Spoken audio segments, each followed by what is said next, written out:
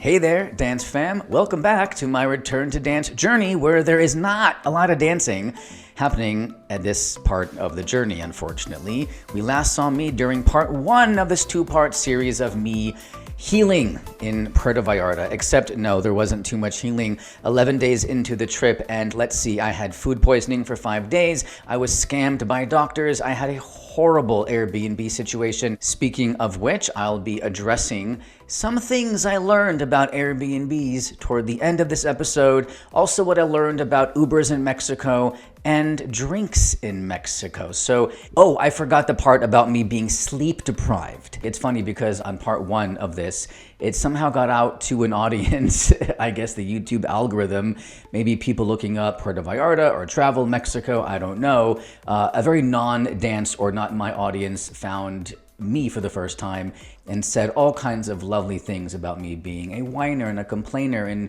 not really paying attention to the fact that, sleep deprivation and food poisoning and no hot water and a horrible Airbnb and scammed by doctors and selling your car to actually make this the trip a reality may cause someone to feel a little bit bummed. But internet, before we get into the episode, please subscribe. And it's funny because my podcast is out in the world now. And for my podcast, I say other things like follow and rate and review, which doesn't apply to really this, docuseries on YouTube. And I'm trying to remember the things to tell you to do. Oh, right. Subscribe and like and comment, share. It really helps a YouTuber out when you do all those things. Okay, now let's get to it.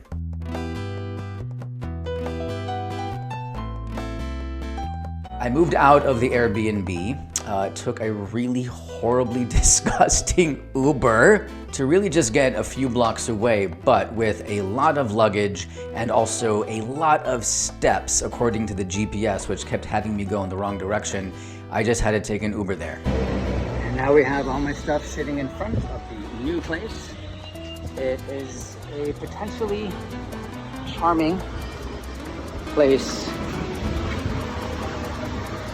And I immediately kind of fell in love with the space. So what's cool about this, I'm on the 2nd floor, and this is the main door to get to my unit. So that's a separate door, and then we have a sliding door here, which locks from the inside and outside. And then here's the inside.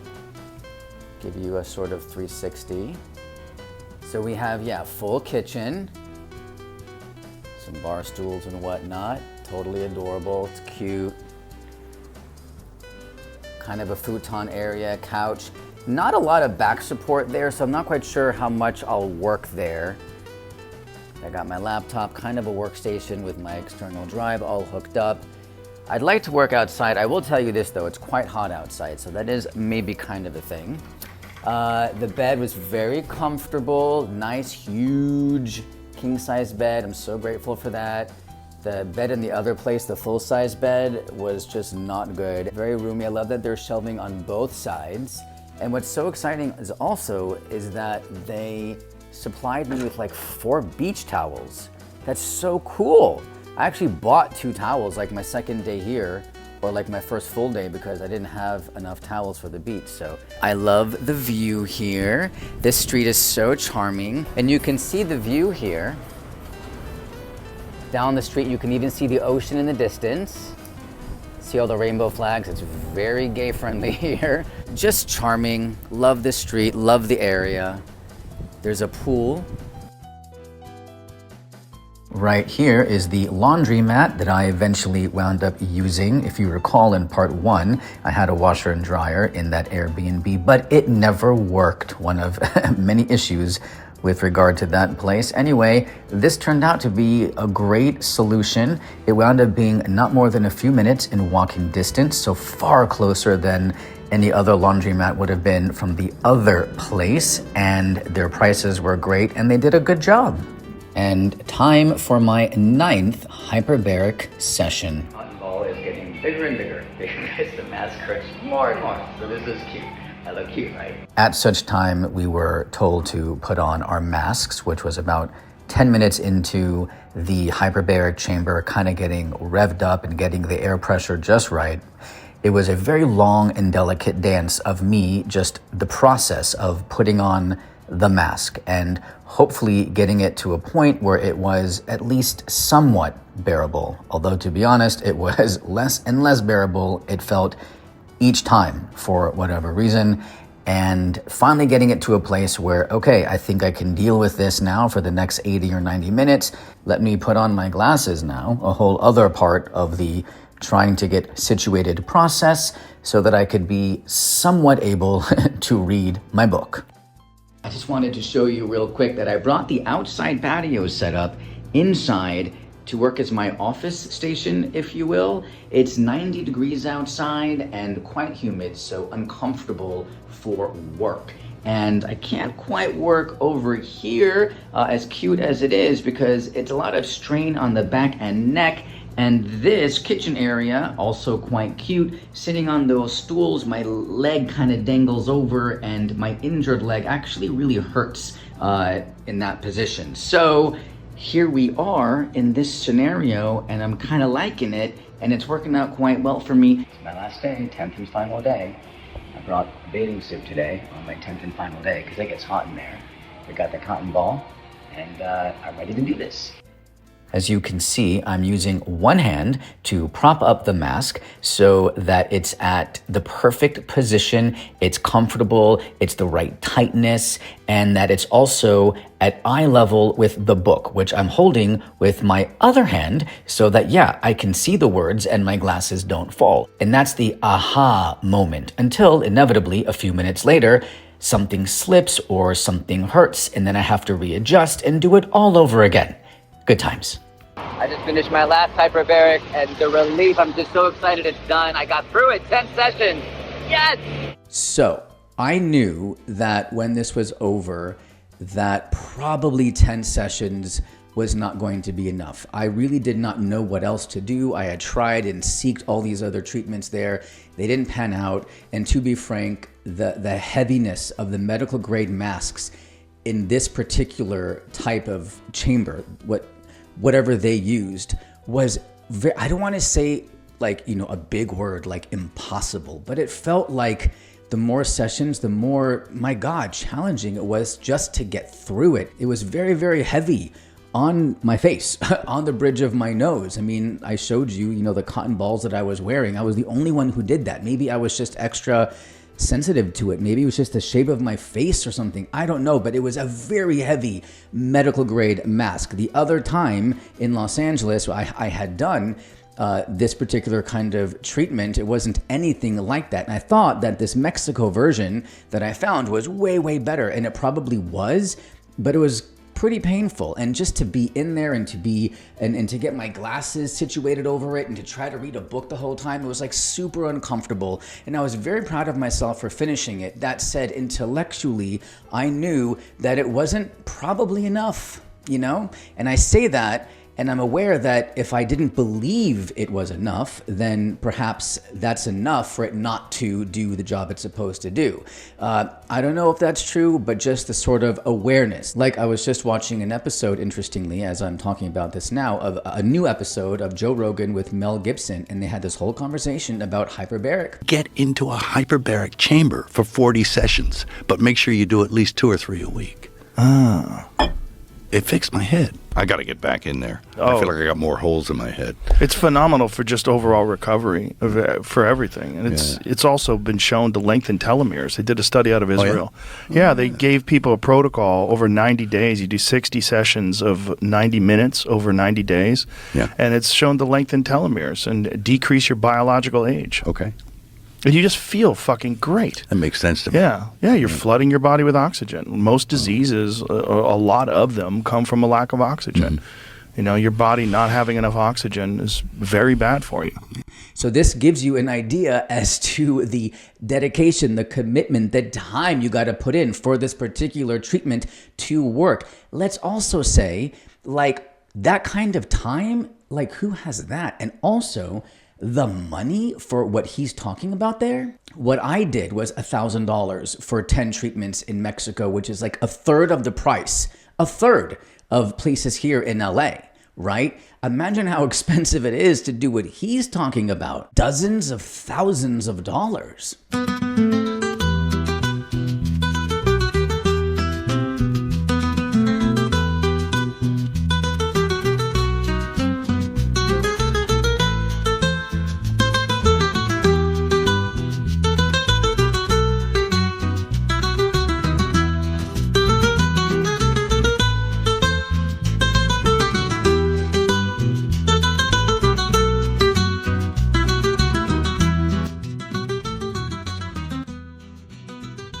Now this is the kneecap. So far I don't see any evidence of any bone bruising whatsoever. There's some cartilage inflammation right there, but that's something expected just because of the overall activities that you do. This is the PCL, completely normal.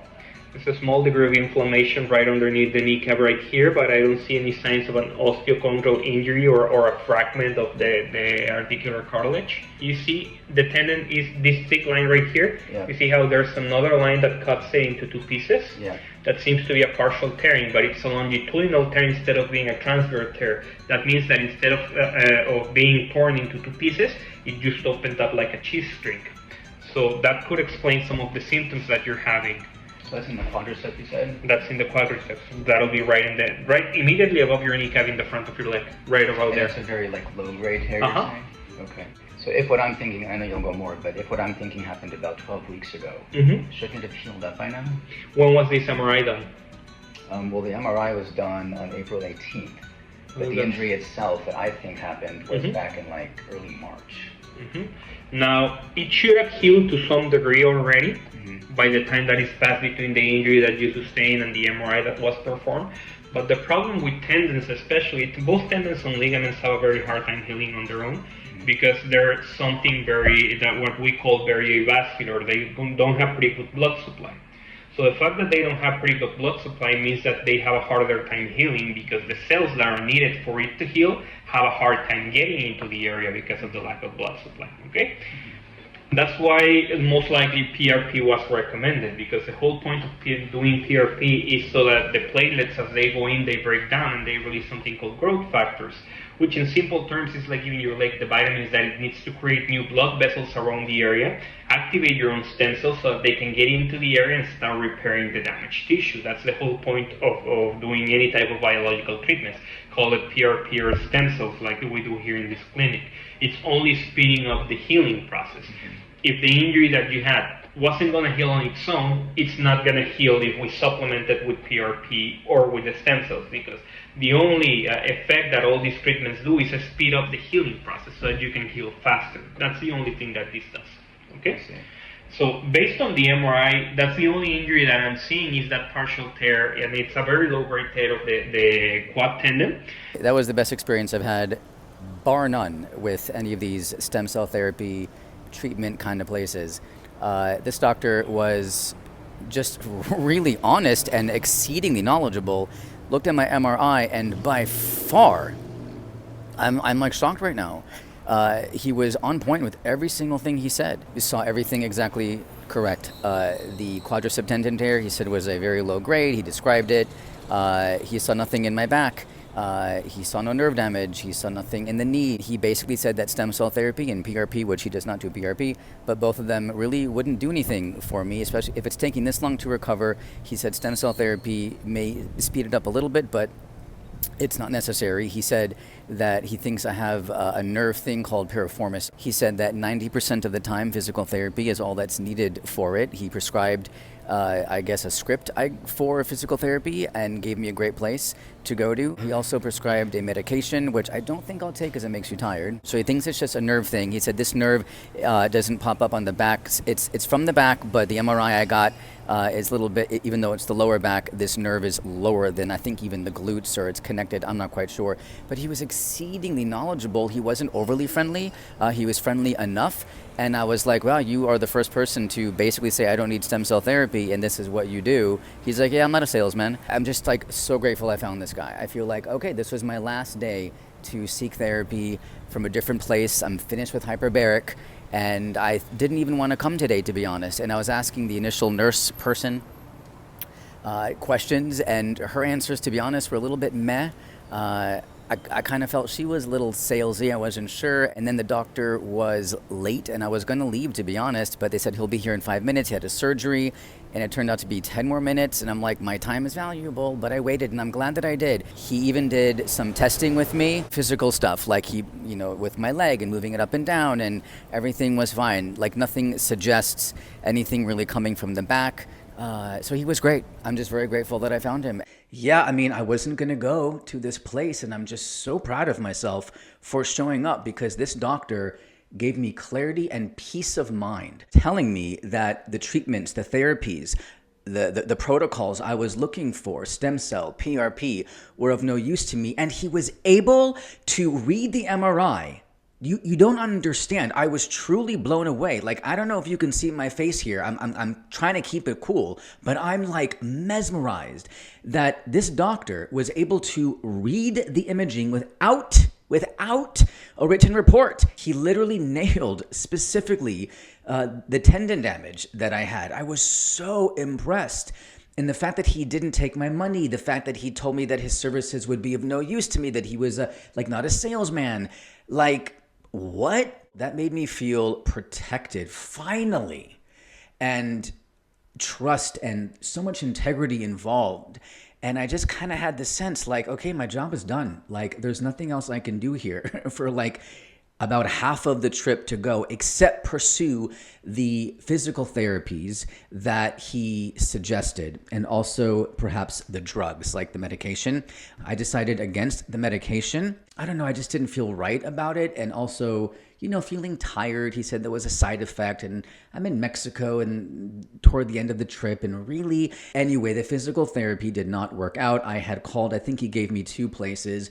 I called aggressively, and I just couldn't get them on the phone. And then it was like a WhatsApp thing, and I would text them, and then they'd get back to me like 4 days later. And it was like the timing of it, and plus it was kind of far from me, and it just didn't work out. And I thought, okay, he gave me what he diagnosed me having, piriformis syndrome, which is not as serious as it sounds. It's not like a syndrome anyway. And I thought I would pursue that in Los Angeles, okay? Like, I have that armed with me now in LA, and where will I go from here? So I decided that the end of the trip, the last 7 to 10 days, that and my partner arrived, and so that was exciting. And I would just chill, for the rest of the time, like take it easy and just try to get out of my head with like seeking treatments and figuring it out and getting answers. And I'm here. I must solve this. I must find this magical therapy. And I decided just to let go and just to enjoy the rest of the time.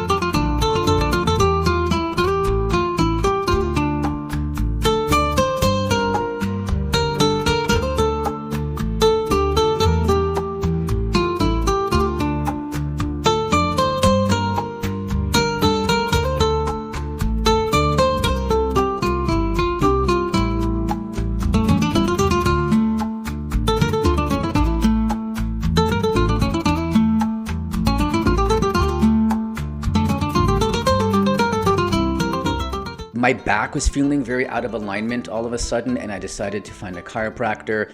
Well, I'm heading to the chiropractor, and I have found where it's at. It's called Bahia, not sure, Chiropractic. And my back is a little bit out, and also I decided that this might be good for the piriformis that my doctor mentioned to me here. Different stretches he might know about. So, all right, let's see. It's a cute little plaza situation, isn't it? Apparently it's Unit 5. I'm guessing that's upstairs. But I'm also not sure. Wait a minute, is that it? Yeah, that's it. Bahia Chiropractic. I don't have footage of being in the office and him adjusting me. You can find anything and everything, like literally in walking distance. And this guy was fantastic. I highly recommend him. I actually felt a lot better afterward. And I wish he was here in LA because yeah, he was great. The host of the Airbnb I was at left me a review. And I wasn't gonna leave one because it was such a bad experience for me that I wanted to just let it go away forever. You know, it's just bad energy. But if you know how Airbnb works, you can't write a review on somebody after a certain amount of days has passed, which means that their review on you lives forever without you having the opportunity to like speak up for yourself, if you will. So I left him a review, which was scathing, and then I saw his review on me, and it was so funny. He literally begins by saying, first, Miller could not connect to the internet. And I'm like, what would anybody reading that even infer from that? Like, I don't know how to type or something? But he neglects to mention that he sent me the wrong password. We're going back and forth for an hour. I'm sending screenshots. He made a mistake. He acknowledged it. And then he begins his review saying that I couldn't connect to the internet. Oh, people. Okay, let's just interrupt this for a moment. And I'm going to try to make this a moment. Now, my Airbnb experience. At the time, I had all the receipts. Right now, I don't. I don't remember the stuff. And actually, it's bad energy for me. So I don't even want to revisit it, to be frank. At the time, it was taking up a lot of my energetic space. I found the situation to be highly unjust, wrong, unfair, and for about a week, I was consumed with righting the wrong.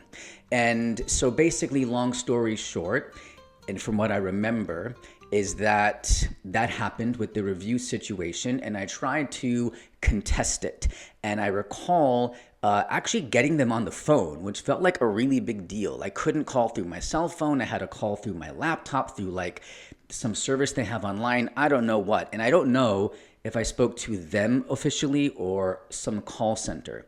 But I got them on the phone and I would explain my story, and they were so nice and they were listening and they were compassionate, and I had all the receipts. When I say receipts, I mean endless texts on WhatsApp with the guy proving my case and that he was lying over and over and over again. Endless photos and video, documentation of just all of the things that broke down, that were not fixed, that he didn't follow through on. And I can't even remember all of it right now. What I do recall is that at the time, I was even thinking of making a TikTok video on the matter. I mean, all of my accounts on social media are strictly dance related. And I thought, maybe for TikTok, I will expand. I'm going to go on TikTok and it's going to go viral. People are going to go mad. I'm taking Airbnb down because, again, I had endless receipts. Every time I talked to them, and for like a long time, 20 to 30 minutes or something, they would say, okay, we'll let you know.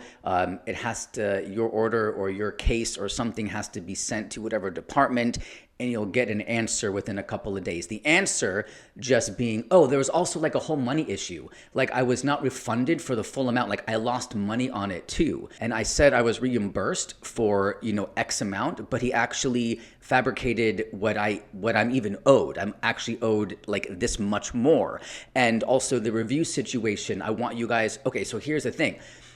Okay, now I forgot if I said this. You see, the energy of this is not good for me. But I left a review for him that they pulled. They pulled the review that I left for him because, and this is the big thing I learned, he has thousands of reviews and he's a VIP host with many properties.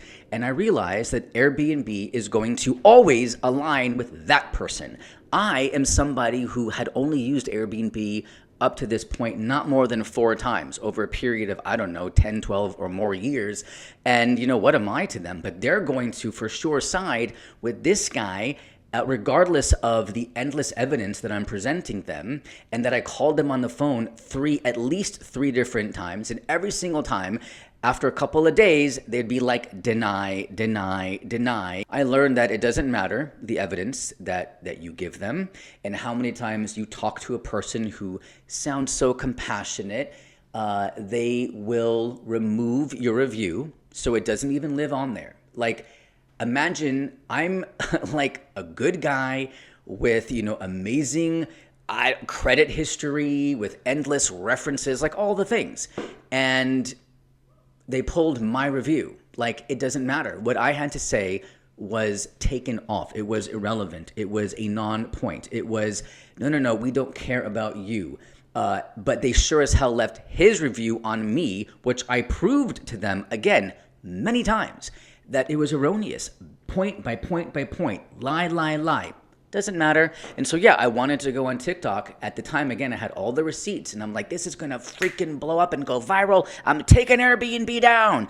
So that's what I learned about Airbnb, which is why I will never use them again. And plus, I got to be honest, since then, when I look just to look at Airbnb prices versus hotels, they're, if not as expensive, they're more expensive. So I don't even see economically how it is beneficial anymore. So did you see the passion there? Did you see that the energy was not so good for me? Yeah, this is why I didn't want to show all the receipts, because if I had to revisit it and look it all up, like, it would have made me crazy and mad and sad and angry all over again. I'm in Mexico, and I am so confused.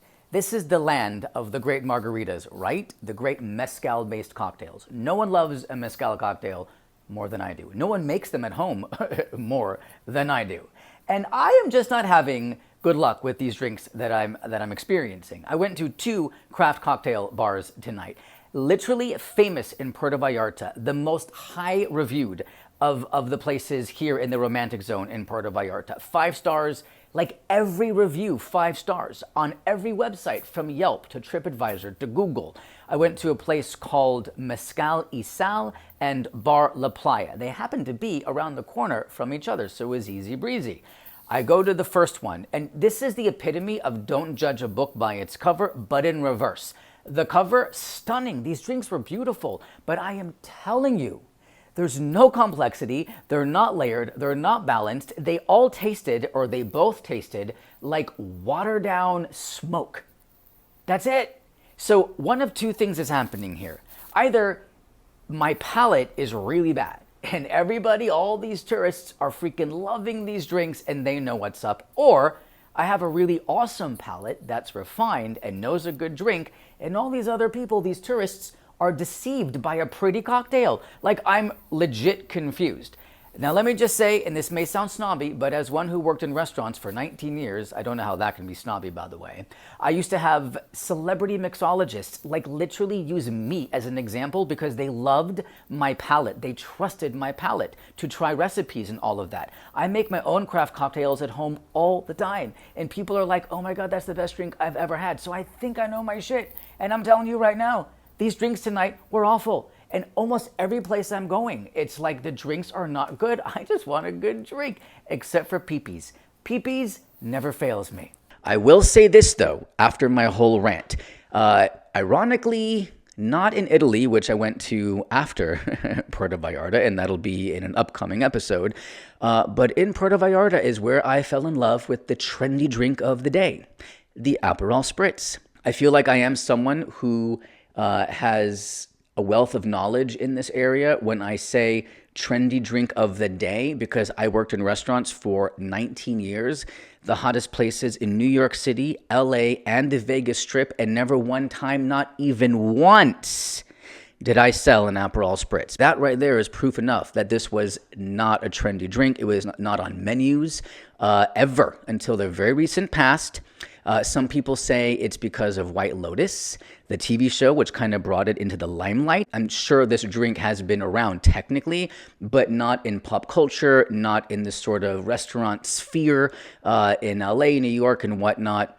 And really now in Mexico, until the very recent past, I had seen it on some TV shows, being talked about, an Aperol Spritz. And I'm like, I got to try that because, I love my cocktails. It was at Oscars. That was where I had my first Aperol Spritz. It's hard to mess it up, except a lot of places do. Now, it's supposed to be 3-2-1. So 3 parts sparkling wine, 2 parts Aperol, 1 part club soda. But a lot of places give you a lot of sparkling wine because it's cheaper for them and give you a little bit of Aperol, changes the color, and some, club soda, which is what this restaurant did here. So I'm actually very thankful that Oscars did it right. Maybe I shouldn't be thankful because I became a little too addicted to it. As you can see here, this is July 1st, this picture. I got back into LA June 30th. The next day, July 1st, boom, making Aperol spritzes at home with the right measurements, components, whatever, and it was delicious. If Oscars had not made it perfect the first time, I don't think it would have become a drink I became, to be honest, a little bit obsessed with. If you follow me on Instagram, on my social media, you have seen more than, I don't know, dozens and dozens of videos with me incorporating an Aperol Spritz into the video. For me, this trip, interestingly, has a lot to do with an Aperol Spritz. It's where we fell in love. Ubers. What did I learn about Ubers in Mexico? Now, I actually, at the time, I put on my stories. This was before I was even public on my account. Or was I public? Oh, I was public, but I was just starting to grow my account. And I couldn't understand. So this was my thing. I don't use Ubers a lot either, too often. And I'm the guy who is super punctual. I wait outside for the Uber before they arrive. I'm anal about it. I always tip. And I'm friendly in the car, in all the things. And I noticed that every time I go to Mexico, and I take Ubers in Mexico exponentially more than anywhere and everywhere else. I'm talking, arguably, without exaggeration, 8 Ubers minimum a day. Because I'm not the kind of guy who does the whole stay at the resort only, all-inclusive package. I'm not that person. I like to explore the city, the town, so I'm always calling an Uber. I noticed that my Uber rating every time I went to Mexico would drop.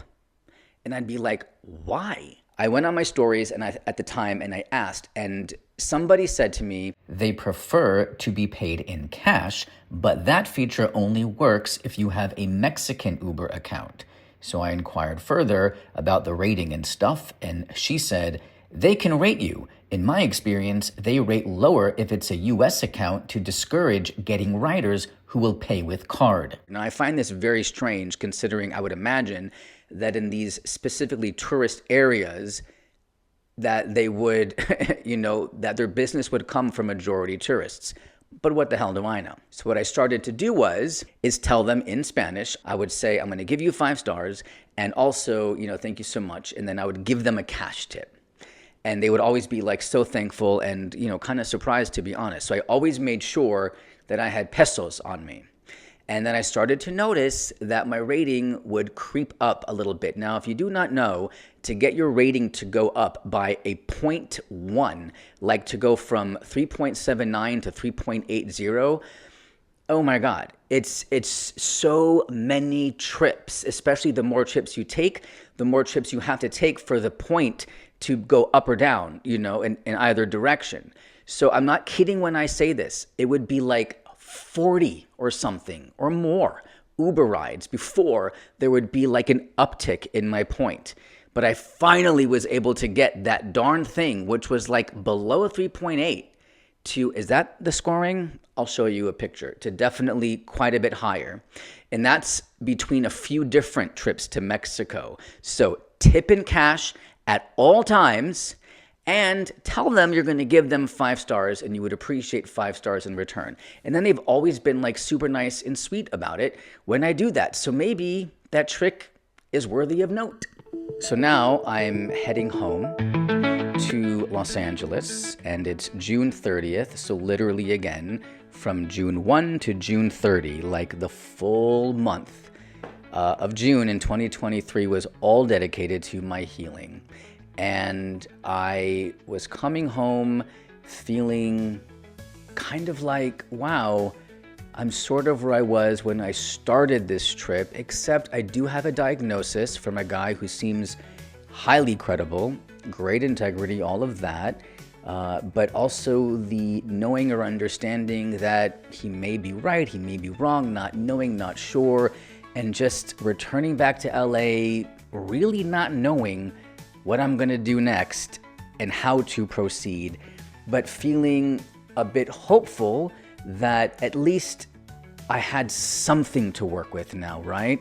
Don't forget to subscribe and hit the notification bell so you know when a video lands. I really do appreciate your support, Dance Fam. It means a lot to me.